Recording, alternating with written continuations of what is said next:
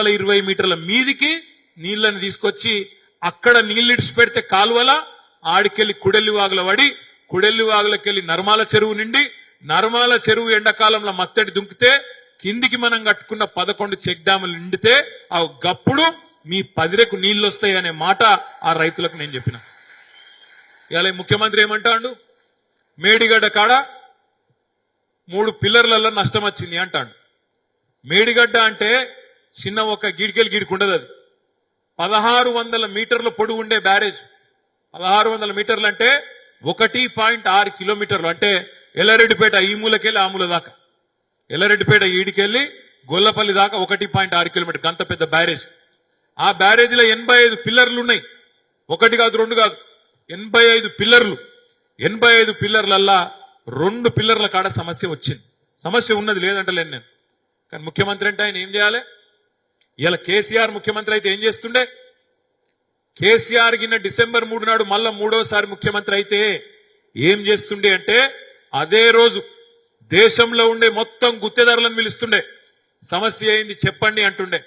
తెల్లారో మర్నాడో వారం రోజుల లోపల అవసరమైతే భారతదేశంలో ఉండే 5000 టిప్పర్లని తెప్పించి మేడిగడ్డ కాడ పెడుతుండే. 3000 హిటాచీలు ప్రొక్లేన్లు తెచ్చి మా రైతులకు 2 నెలల లోపల మళ్ళీ దీన్ని బందోబస్తుగా చేయాలి, నేను నీళ్లు ఇయ్యాలి అని కమిట్మెంట్ తోని 2 నెలల బందోబస్తుగా చేసి ఈ రోజు కరువు లేకుండా చేస్తుండే. అందుకే నేను అంటున్నా, ఇది కాలం తెచ్చిన కరువు కాదు, కాంగ్రెస్ తెచ్చిన కరువు, గుంపు మేస్త్రి తెచ్చిన కరువు అనే మాట నేను మీకు విజ్ఞప్తి చేస్తున్నా. ముఖ్యమంత్రికి మెదడు ఉంటే, బుద్ధి జ్ఞానం ఉంటే బురద జల్లుడు ఆపు, సరిపోయిందిగా. తిట్టిన కాడికి కేసీఆర్ ను నీ నోటిందులో తీసుకున్నంత తిట్టినవు. ఏం మాటలు మాట్లాడుతుండే? ఎవడన్నా ముఖ్యమంత్రి మాట్లాడతాడా? లాగుల తొండలు పంపుతాడట ముఖ్యమంత్రి మాట్లాడే మాటన. ఏం సిగ్గులేని మాటలు మాట్లాడతాడు. సెక్రటేరియట్కు పోయిండు రేవంత్ రెడ్డి, పోయినాక మాట్లాడుతుండు, నేను ఇట్లిచ్చుకుంటే చెప్తుండు, నేను ఇక్కడ లంక బిందెలు ఉంటాయనుకొని వచ్చిన, లంక బిందెలు అన్ని ఖాళీ కుండలే ఉన్నాయి, ఏం చేయాలి అని మాట్లాడుతుండు. ఎవడు తిరుగుతాడే లంక బిందెల కోసం? గడ్డపారలు పట్టుకొని తటపారలు పెట్టుకొని నెత్తి మీద దొంగలు చీకట్ల ఆ నెత్తి మీద బట్టలు కప్పుకొని పాడుబడ్డ కోటల కాడ, పాడుబడ్డ గడిలల్లా, పాడుబడ్డ దేవాలయాల ఎవడు తిరుగుతాడు? దొంగలు తిరుగుతారు. నిన్నగాక మొన్న ముఖ్యమంత్రి మాట్లాడతాడు ఇక్కడ మహబూబ్ నగర్ మీటింగ్ లా, కత్తిరిస్తా, మెడల పేగులేసుకొని తిరుగుతా, జేబుల కత్తెర పెట్టుకొని తిరుగుతున్నా. జేబుల కత్తెరలు ఎవడు పెట్టుకొని తిరుగుతాడే? జేబు దొంగలు, లంగాలు, లుచ్చగాలు పెట్టుకుంటారు. జేబుల కత్తెర పెట్టినా అంటాడు, లంకె బిందెలు అంటాడు. మరి ఈయన గతంలో ఏం చేస్తున్నాడు నాకేది అనుమానం ఉంది. ఇదివరకు ముఖ్యమంత్రి కాకముందు ఏం చేస్తుండే ఈయన తెలియదు మనకు, కానీ జేబుల కత్తెరలట, లాగుల తొండలట. ఈయన ఇటువంటి మాటలు మాట్లాడాడు మన ముఖ్యమంత్రి. నీకు రైతుల మీద ప్రేమ లేదు, కేసీఆర్ మీద కోపం ఉన్నది. కేసీఆర్ మీద కోపంతో ఇవాళ రైతుల మీద పగ తీర్చుకుంటాను. నిజంగా నేను అంటా ఉన్న బాధతో అంటున్నా. ఇది ఇవాళ ఈ రోజు 3 గంటల ఆలస్యమైన మీటింగు. ఒక మా హరిదాస్ నగర్ చిన్న ముంగట్నే ఇంత పెద్ద వయసులో కూడా గట్టికి కూర్చున్నాడు. మా పోతిరెడ్డిపల్లి ఎంకన కూర్చున్నాడు. అక్కడ ఇంటికి పోవాలన్న ఆలోచన లేకుండా ఇద్దరు పెద్దన్నలు ఉద్యమ స్ఫూర్తితోని మా పార్టీ సమావేశానికి మేము ఉండాలి, కలవాలి, 10 మంది కళ్ళబడాలని చెప్పి ఒక చిన్నన్నకు ఆరోగ్యం బాగాలేకపోయినా ఎంకన్నా మరి అలా దూరం పోయేదున్నా వాళ్ళు కూర్చున్నారు. వాళ్లకున్న ప్రేమలో ఈ ముఖ్యమంత్రికి రైతుల మీద ఒక వీసమెత్తున్నా ఈ పాటికి ఎప్పుడో మేడిగడ్డ కాడ రిపేర్ చాలు చేస్తుండే, నీళ్లు ఆపుతుండే, కత్వ గడుతుండే, నీళ్లు ఎత్తి ఈ రోజు మన పంట పొలాలు ఎండిపోకుండా చూసుకుంటుండే. కానీ ఈయన అది చేయకపోగా మోసపు మాటలు. ఈ పుస్తకం వచ్చిందా మీ అందరికీ? ఇచ్చిర్రా? జర చూపెట్టురు, అందరు చూపెట్టురు. మీ దగ్గర ఉంటే పుస్తకం జర ఆ ఫోటో తీరిపోయి గడిదికు, నాదేం తీస్తారు కానీ అందరు చూపెట్టురు గట్టి మొత్తం. ఇది మనం పెట్టలేదే పేరు, ఇది మీరు దబ్బని అనుకునేరు, మనం పెట్టిన పేరని. మనం పెట్టలే ఈ పేరు. ఏమైందంటే కాంగ్రెస్ వాళ్ళు నిజంగా చెప్పాలంటే వాళ్ళు కూడా అనుకోలే అధికారంలోకి వస్తామని. వాళ్ళు ఏదో మాట్లాడుకుంటా పోయినరు, నోటికి ఏదో వస్తే చెప్పుకుంటా ఉనకదంపుడు ఉపన్యాసాలు చెప్పుకుంటా పోయినరు. ఏమైంది? ఏదో వచ్చి అన్న నాకు ఇది కావాలంటే ఇస్తపో అన్నారు అనుకుంటా మొత్తం ఎస్ అనుకుంటా పోయినరు. బస్సు ఫ్రీ అన్నారు, బంగారం ఫ్రీ అన్నారు, 2 లక్షల రుణమాఫీ అన్నారు, రైతు భరోసా అన్నారు, కేసీఆర్ 10,000 అంటే నేను 15,000 అన్నారు. మీకు ఆడబిడ్డలుంటే కోడలి పిల్లకు 2,500, ఇంట్లో ఉండే ముసలవ్వకు ముసలయ్యకు 4,000, నోటికి ఎంత వస్తే చెప్పుకుంటా పోయిన. యూత్ డిక్లరేషన్ అన్నారు, మహిళా డిక్లరేషన్ అన్నారు, SC declaration, ST declaration, BC declaration, minority declaration, ఇష్టం వచ్చినట్టు చెప్పుకుంటూ పోయిన. నాకు ఒకరోజు అనుమానం వచ్చి ఎలక్షన్ అయినాక అసలు ఏం చెప్పిర్రు వీళ్ళని చెప్పి మొత్తం కూడినాం. కూడితే సరిగ్గా ఎంత అయింది ఎరికేనా? 420 అయింది. మనం పెట్టలేదు. 420 అనేది వాళ్ళ హామీలు మొత్తం కూడితే, నేను ఇది ఉత్తగా చెప్తలేను, మీరు ఒకసారి చదువుండ్రి. ఇది ఒకసారి మీరు ఇంటికి పోయినాక కమ్మలు మర్రేసి మొత్తం పేపర్ తీసి చూడుండ్రి. అలా మొత్తము ఎంత పొక్త చెప్పినట్టే మాటలు, ఇక చెప్పవశం కాదు. ఆడబిడ్డలకు ఫ్రీ బస్ అన్నారు. దయచేసి మిమ్మల్ని కోరేది ఒకటే, నేను ఎక్కువ సమయం తీసుకోను. ఈరోజు మనకు ఇది ఒక పరీక్ష. ఎందుకంటే మొన్ననే మనం అసెంబ్లీ ఎన్నికల్లో ఆశించిన ఫలితాలు సాధించలేదు. అనుకోకుండా మనకు గవర్నమెంట్, మనం ఊహించకుండా గవర్నమెంట్ పోయింది, మనం అనుకోని ఫలితాలు వచ్చినాయి. మిమ్మల్ని దయచేసి నేను కోరేది ఏంటంటే, తప్పకుండా మరి పార్లమెంట్ ఎన్నికల్లో మొన్న జరిగిన ఫలితానికి, మొన్న వచ్చిన ఫలితాలకు సమాధానం చెప్పే ఒక అవకాశం, చక్కగా గట్టిగా పనిచేసి మళ్ళొక్కసారి ప్రజల మన్నన, ప్రేమ పొందే అవకాశం మనకు వచ్చింది. నాకంటే బాగా మీకే తెలుసు, వాళ్ళ రైతులు బాధపడతాను. రైతు బంధు పడలేదు, ఇంకా పడ్డదా? 3 ఎకరాల దాకా పడ్డట్టున్నది, అంతకంటనైతే రాలేదు. ఇస్తాడో లేదో కూడా తెలియదు.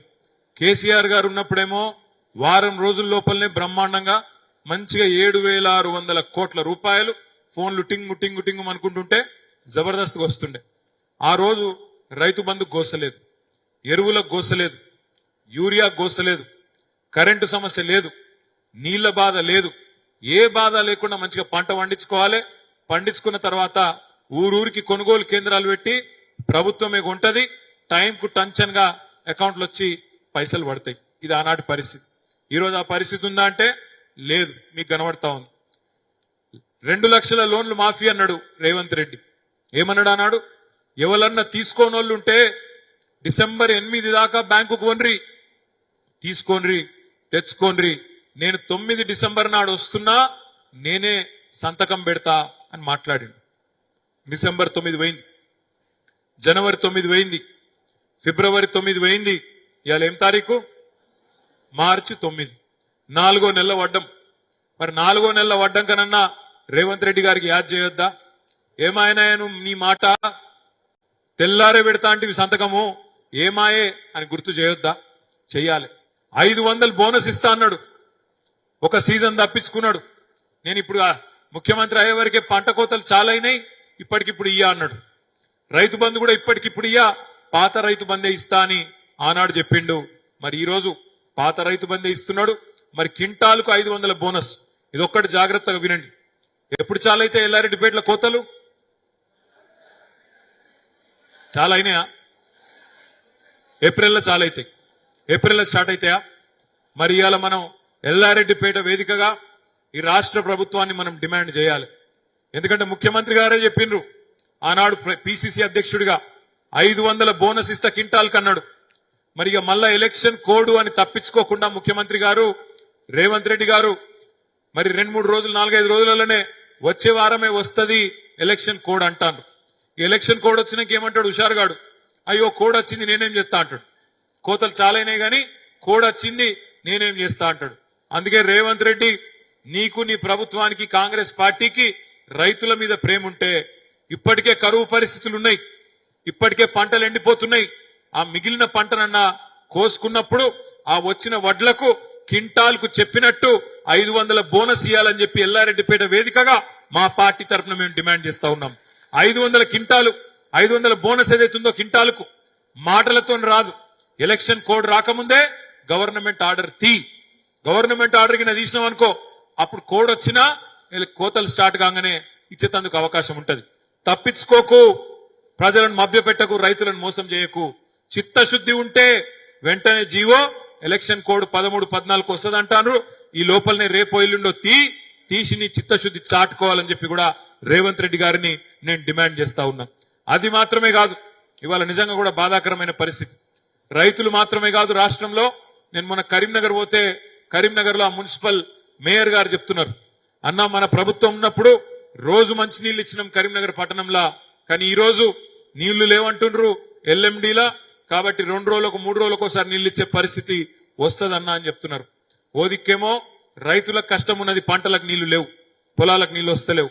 ఇంకో దిక్కు ఎండాకాలంలో తాగునీళ్లకు కూడా గోసయ్యేటట్టుంది. పశుగ్రాసానికి పశువులకు నీళ్లకు కూడా ఇబ్బంది అయ్యే పరిస్థితి కనబడతా ఉన్నది. అందుకే రేవంత్ రెడ్డి గారు నేను చెప్పేది, మీరు భేషజానికి పోకండి. అనవసరంగా కేసీఆర్ మీదున్న కోపాన్ని, మా మీదున్న కోపాన్ని రైతుల మీద తీసుకోకండి. తక్షణమే మేడిగడ్డ బరాజుకు ఏవైతే 1-2 పిల్లర్ల కాడ సమస్య ఉందో తక్షణమే మరమ్మతులు చాలు చేయి. తక్షణమే చాలు చేసి 1-2 నెలల పూర్తి చేసి ఆడికెళ్ళి నీళ్లు ఒక పంపన్న చాలు చేసి నీళ్లు లిఫ్ట్ చేయి. అట్లయితే కనీసం ఎండాకాలానికి ప్రజల గొంతన్న ఎండకుండా కాపాడే అవకాశం ఉంటది. ఆ పనిన చెయ్యాలే, చిత్తశుద్ధి ఉంటే అని చెప్పి రేవంత్ రెడ్డి గారిని నేను విజ్ఞప్తి చేస్తున్నా. ఒకవైపు ఏమో కాంగ్రెస్ పార్టీ ఇట్లా ఉన్నది, ఇచ్చిన హామీలు నిలబెట్టుకునే పరిస్థితి లేదు. కళ్యాణ లక్ష్మికి కేసీఆర్ 1,00,000 ఇస్తాడు, నేను తులం బంగారం ఇస్తా అన్నాడు. మరి 100 రోజులు అయితే దగ్గరగా ఇంకో మార్చి 17 తారీఖు ఇంకొక వారం అయితే 100 రోజులు నిండుతుంది. మరి ఎక్కడన్నా ఒక్క దగ్గర తులం బంగారం ఇచ్చిండా? ఎక్కడన్నా పాత కళ్యాణ లక్ష్మి చెక్కులు ఇస్తాను తప్ప తులం బంగారం లేదు, దాన్ని ముచ్చట్లేదు. ఆడబిడ్డలు 1,67,00,000 మంది ఉన్నారు రాష్ట్రంలో, 18 ఏళ్లు నిండిన ఆడబిడ్డలు. వాళ్ళందరూ ఎదురు చూస్తాండ్రు ఎప్పుడు చాలైతుంది 2,500 రూపాయల మహాలక్ష్మి పథకం అని. దాని ముచ్చట లేదు. ముసలోళ్ళు ఎదురు చూస్తాండ్రు, పెన్షన్ డబుల్ అవుతుందంటే ఆశపడ్డారు, 2,000 4,000 అవుతుందంటే ఆశపడ్డారు. కేసీఆర్ అయితే తాతకి ఇస్తాడు లేదా అవ్వకి ఇస్తాడు, నేను ఇద్దరికి ఇస్తా, ఒకరికే ఎట్లిస్తా, ఇద్దరికి ఇస్తా తాత అవ్వకన్నాడు. ఇద్దరు ఎదురు చూస్తాను ముసలోళ్ళు. ఇవన్నీ యాద్ చేయాలి మనం. తప్పకుండా 100 రోజులు చూద్దాం మనం కూడా ఓపికగా. ఇంకో వారం రోజులు ఉన్నది, 100 రోజులు చూద్దాం. 100 రోజుల తర్వాత కాంగ్రెస్ పార్టీకి బొందదవే పని కూడా మనమే చేయాలి అనే మాట కూడా నేను మీకు విజ్ఞప్తి చేస్తాను.